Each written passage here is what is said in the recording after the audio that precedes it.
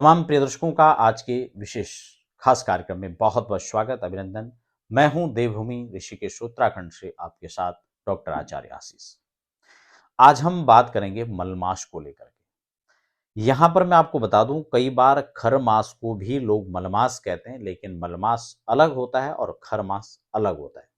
खरमास कब से कब तक है, इस पर मैं पहले चर्चा कर चुका हूं। फिर से आपको बता दूं, जब देवगुरु की राशि पर सूर्य पर भ्रमण करते हैं तब खरमास पड़ता है, जो हर साल साल में 2 बार पड़ता है। लेकिन वही मलमास की बात करते हैं तो मलमास लगभग 3 साल के बाद पड़ता है।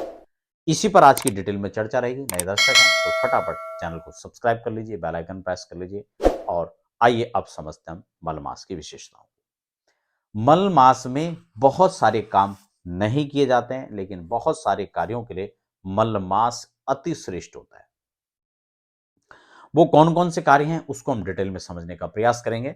लगातार कार्यक्रम को देखें, समझें और इन प्रस्तुतियों को देखें। देखिए, सबसे पहले यहाँ पर जो ये संवत्सर है, ये रौद्र नाम संवत्सर है और अगर इसको देखें, जैसे हम 2026 ईस्वी सन इसको कहते हैं।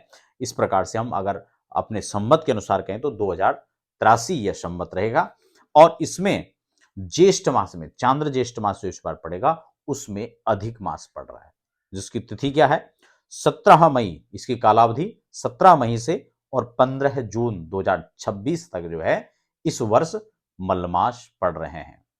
इस मलमास को पुरुषोत्तम मास भी कहा जाता है, अधिक मास भी कहा जाता है। इस मास के बारे में यहाँ पर यस्मिन् मासे न संक्रांति संक्रांति द्वयमेव च मलमास स विज्ञेयो मासे त्रिशतमे भवेत्। जिस महीने, जिस वर्ष में या तो संक्रांति ही ना पड़े या फिर अथवा 2 संक्रांति पड़ जाए, ठीक है ना, न संक्रांति और संक्रांति द्वयमेव, या तो संक्रांति ही नहीं पड़ता है या संक्रांति 2 हो जाती है, तो उसको मलमास कहते हैं, अधिक मास कहते हैं।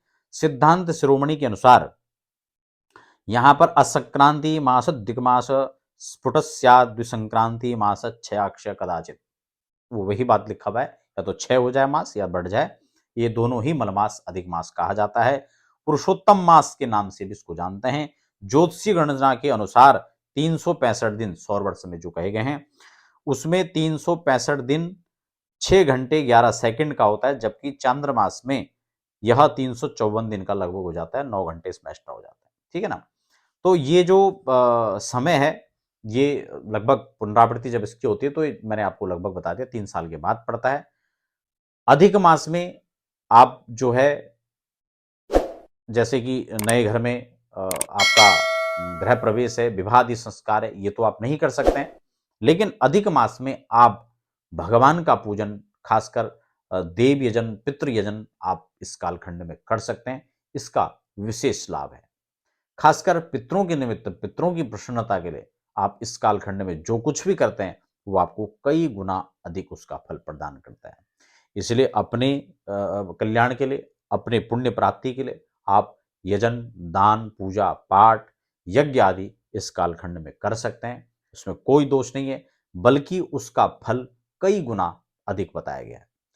इसलिए अपने पितरों के निमित्त आप पिंडदान, तर्पण, भोज या फिर किसी प्रकार के श्राद्ध आदि जो कर्म है, नारायण बलि है, तर्पण श्राद्ध है, या उनके निमित्त मूल पारायण है, भागवत जी का, भागवत कथा है, यज्ञ आदि है, विष्णु सहस्त्र नाम का पाठ है, गायत्री का जप है, पंचाक्षरी जप है, या द्वादशाक्षर है, अष्टाक्षर है, इन मंत्र जपों के साथ साथ आप इन तमाम विधि पूजा को संपन्न कर सकते हैं और इसका कई गुना आप फल ले सकते हैं।